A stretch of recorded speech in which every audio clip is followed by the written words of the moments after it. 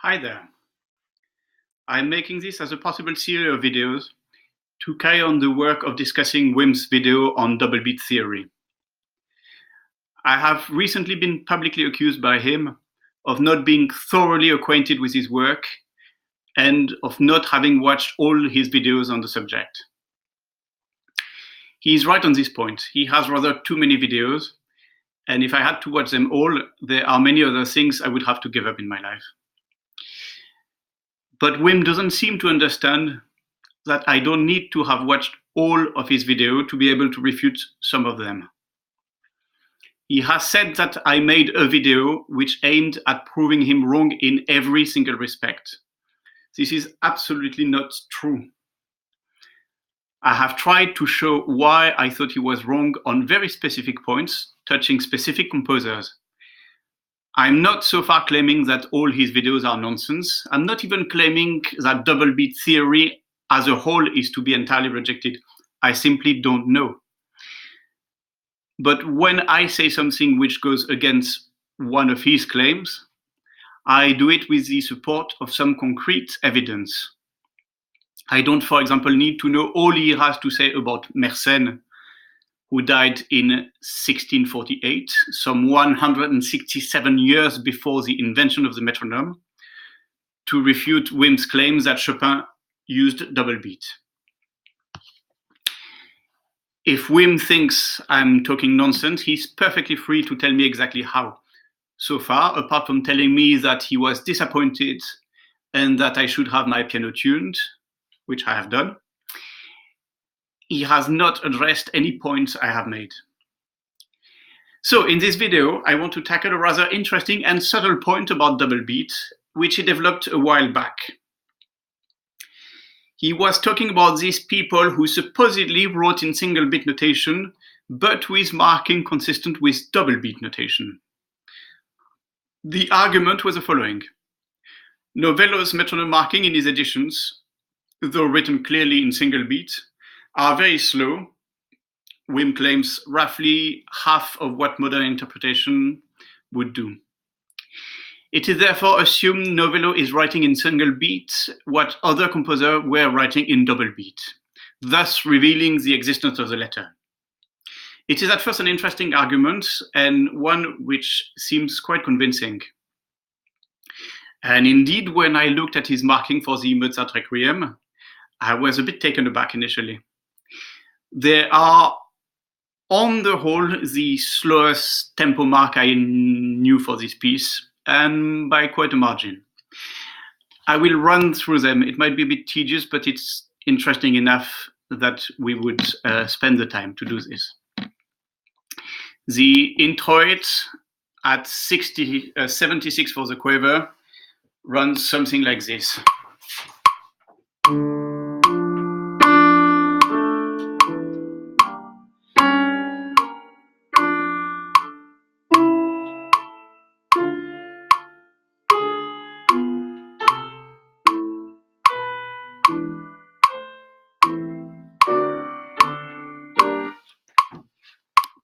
Undoubtedly very slow. The fugue which follows at 120, again for the quaver.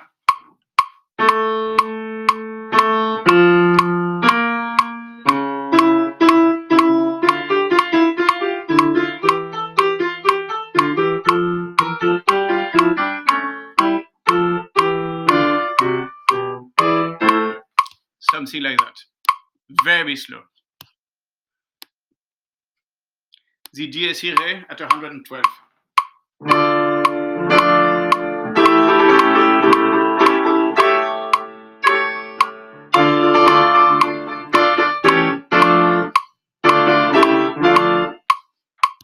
Something like that. The tuba mirum is slightly more acceptable.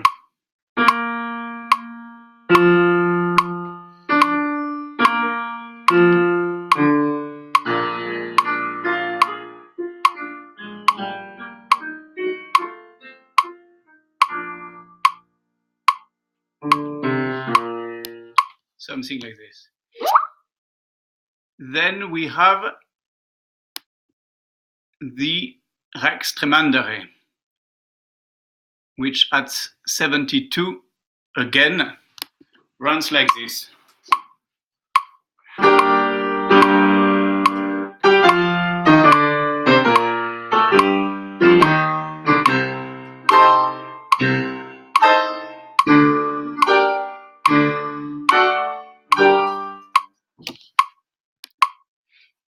The ricordare at 60.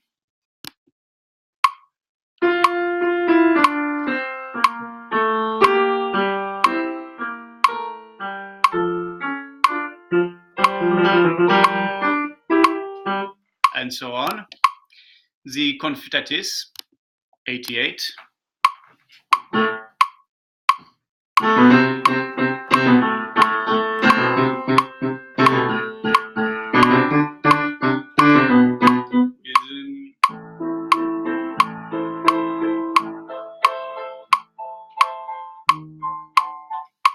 Very slow. And we end up with a surprisingly normal lacrimosa at 144 for the quiver, this one for the crotchet, for the quiver.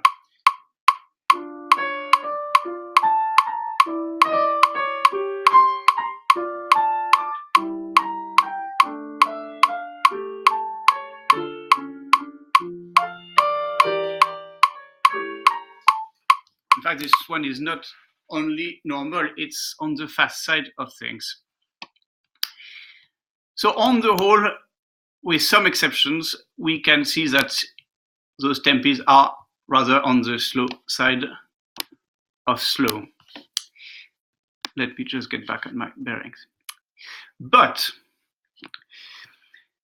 Wim's methodology shows its bias on the following points. The speeds are slow, but they are not consistent with double beat, and there is a very simple way to assert this. We simply have to multiply the speed by 2. If Novello is writing double beat in single beat, so to speak, doubling the speed should give us tempi which are on the whole the ones we are used to, or maybe on the fast side of what we are used to, but still playable. For despite Wim's repeated claim that most single beat notations are ridiculous, unplayable, unmusical, it is actually only a very small fraction of them which is problematic. Double beat has many, many more problems, as I hope to show in subsequent videos. So let us take the time to double the speed of Novello and see what we get. For the introit, we'll end up with that.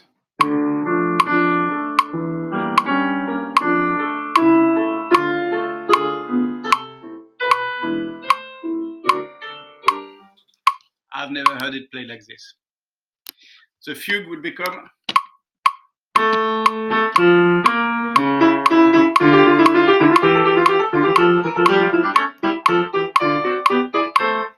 you need a very, very, very good choir. The dies irae is almost passable.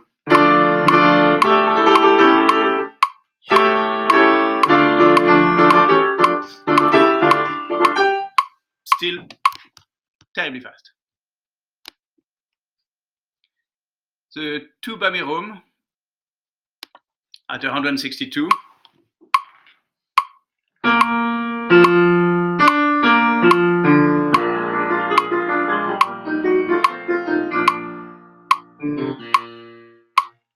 And the Rex Tremandere, not 162, what I was saying, 72.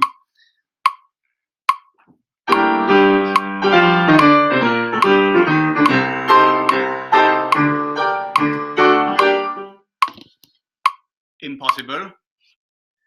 The ricordare.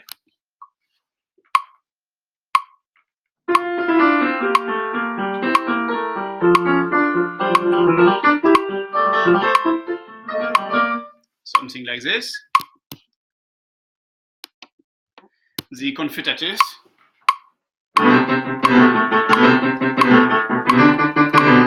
With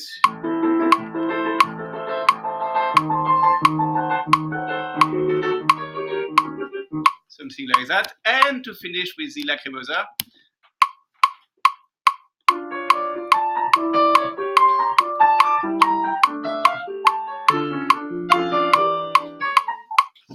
Right, so we see that on the whole, we are very far from speeds which anyone would regard as normal or even possible. And certainly it would not be possible to find an edition where this tempo marking would be advised. This tells us something important, which is that Novello cannot be put in the range of double beat. He's simply someone who wrote slow tempi, or very slow tempi. To shed more light on this, we can find in the book of David Winters about Haydn a comparative study where the metronome marks of Novello and Neukomm, who was a student of Haydn, are set in perspective with modern recording. As it appears, Neukomm is faster than almost anyone except for two historically informed performance conductors who have gone slightly over the mark. And Novello is, as you would expect, by quite a margin, the slowest. His conclusion, I quote, "The strikingly slower tempo of the mid-19th century Novello edition, especially in the fast choruses," he was talking about Haydn's creation, "point to a definite shift in practice, which was possibly well underway in 1832, when Neukomm reported that several movements had been frequently performed at a time never intended by the composer. Perhaps this slowing trend was due to the large choral forces used at the time, particularly in Britain and the United States. Since Neukomm was a student of Haydn, we should take him seriously, unless we have to put him again in the extraordinarily large category of people described by Wim as playing suddenly the music of their teacher twice as fast as he intended it. But to dispel the idea that perhaps Neukomm was an isolated maniac, addicted for some reason to extremely fast speeds, the following quote, this time by Moschles in a letter to his wife, is of interest. "Yesterday, I went through Neukomm's mass with him at the pianoforte. He keeps me strictly to the slowest of tempo. I would have given a kingdom for an accelerando or an animato." To help us understand Moschles, we can have a look at his Messe Rurale. Now, the opening is marked andante with a metronome mark of 100 for the quaver. Let me find it.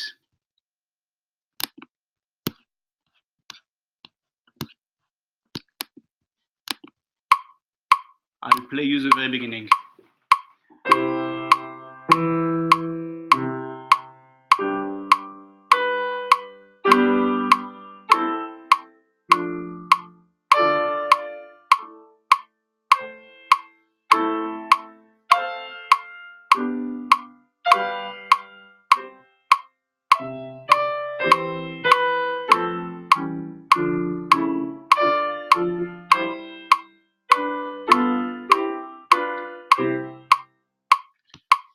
Right, so that is Neukomm at his speed.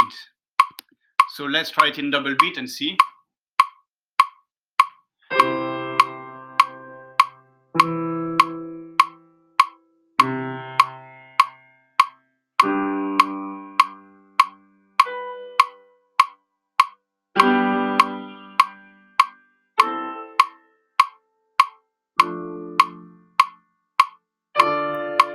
Etc. Let me stop the metronome.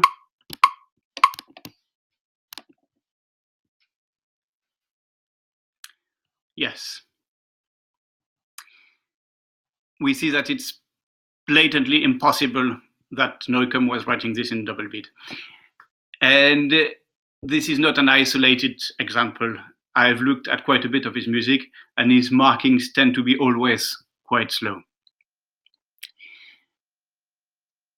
If we take Neukomm seriously, then Haydn's music was intended to be performed at least as fast as we are today, and perhaps even slightly more. Since Haydn and Mozart were so close, coming from the same tradition, I find it impossible to believe that Mozart should be performed at half the speed of Haydn, and I have therefore to accept the conclusions of David Winters as probably correct. If all these premises are accepted, then Novello represents indeed not the continuing tradition of all masters who, according to Wim, had a much slower internal clock than we have today, but a departure from it.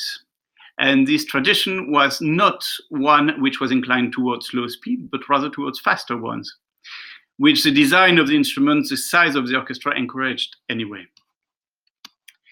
Now, all this is important because it shows there is a great difference between slow tempi and double beat tempi. They can sometimes match, but double beat tempi on the whole are something quite different in that they often go beyond what is musically acceptable. To show more of this problem, we can go to one of Wim's recent video of a concert that he has given in America. Now here I want to make quite clear that it is not the quality of his playing which is at stake. As it happens, although I find it perhaps a little slow to my taste, I do rather enjoy the subtle musicianship and the conviction with which he defends his slow tempi. But what I want to talk about here is the speed he chooses and the way they relate to Czerny in the Bach Prelude and Fugues and in the Beethoven Sonata. Now here I'm heavily indebted to the user Alexander Reis, who took the time to do the painstaking calculation needed to evaluate Wim's speed. Now, it turns out that with the exception of the Bach Prelude, which Wim takes with much rubato, on average actually rather slower than double-beated Czerny, all the other movements are faster than the double beat. I'll quickly give you the numbers. In the fugue, Wim is 157.9% of the double beat tempo, which is quite considerable. In the first movement of Beethoven, Wim is in between 118 and 122.2 of his double beat tempo. In the second movement, between 119.3 and 125.9. And in the last movement, between 100 and 120 of the double beat tempo. Now, you might argue with that, and perhaps rightly so, that he's still on the whole much closer to the double than to the single beat. However, the fact that he is quite consistently faster than the metronome markings, and here I'm also thinking of some other video he has made, like the Schumann Kinderszenen. This is telling. Czerny had already something of a reputation for marking extremely high speed. If Czerny managed to get this reputation while writing his metronome marking in double beat, then Wim, who tends to be consistently faster, would have to be regarded as one of these people who play everything way too fast, which basic common sense refutes. No, Wim has a strong bias towards extremely slow speed, and he thinks that in double beat theory, he found a historical justification for it, which would make him right when the whole rest of the world is wrong. But the fact is, even himself finds it often difficult to put his theory into practice. His better nature as a musician takes over, and he ends up playing at the slowest possible musical speeds. Double beat speeds are often downright unmusical, and he takes great pain to conceal this fact, either by not playing the more problematic works, despite having been urged to do it, or by compromising on speed. You might say that it's no big deal that he's on average 120% faster than double beat tempi. But musicologically, it is. For if he did consistently stick to the tempo written, he would end up with real problems. I will show you quickly two examples. The first is the fugue in E flat minor, which Czerny takes at 76 for the crotchet. Wim, to be consistent, should therefore have played thus.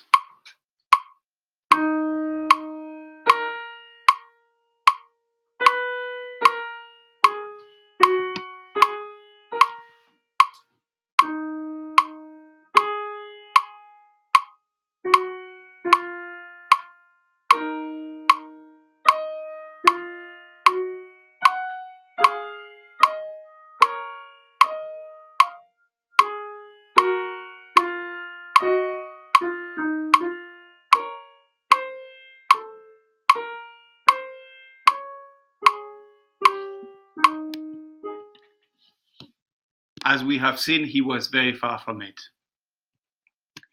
I was talking earlier of his Kinderszenen.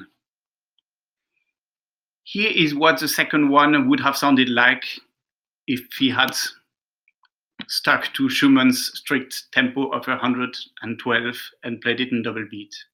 I will play you more than just the first couple of bars so that you can get a real sense of what it does to the music on a long-term basis.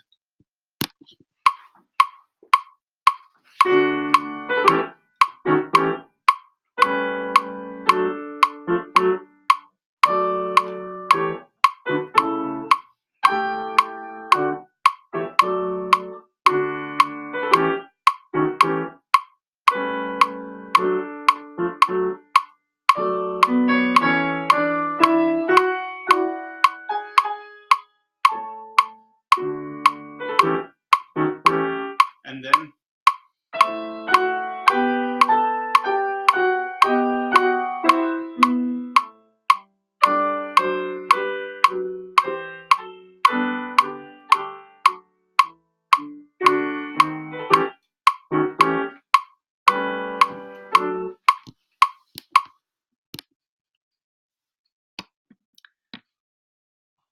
so we can see what I object to here is the fact that Wim writes the title in the title of his video, Schumann in real historical tempo, and then plays at a speed which is slow but not consistent with the metronome marking given by the composer. It is not fair game, for had he done so, more people would have been led to question the validity of his approach. But we have to check his speeds, because if he, the most fervent advocate of double beat theory, doesn't manage to play at the speed he believes the composer intends, then it does say something important about the theory. And since I have shown, I think irrefutably, that he is not being entirely honest about it, we must not take him for granted in his claims. Moreover, since Wim's line of argument is that musicians often cannot keep up with single beat speeds, I feel he has a moral duty to try to abide by the standards he imposed on others and keep up with strict double beat tempi. Now, on a musical level, his decision not to stick with it is to be commended, but this simply means that Wim is a far better musician than musicologist. This is it for today. Another video should follow quite soon, as I have a little more to say on the subject. Thank you very much for watching.